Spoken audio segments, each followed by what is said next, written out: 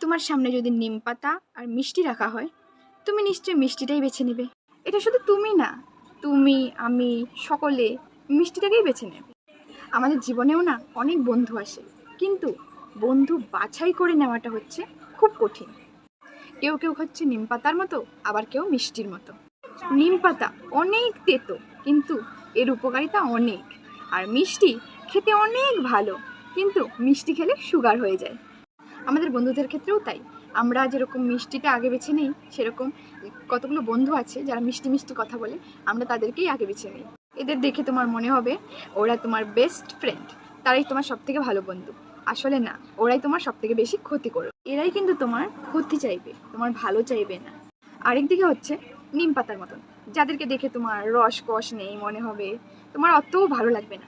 যে তুমি কিছু একটা করতে চাইলে ওরা বলবে এটা করিস না, ওটা করিস না, তোমার ভালো লাগবে না ওদের।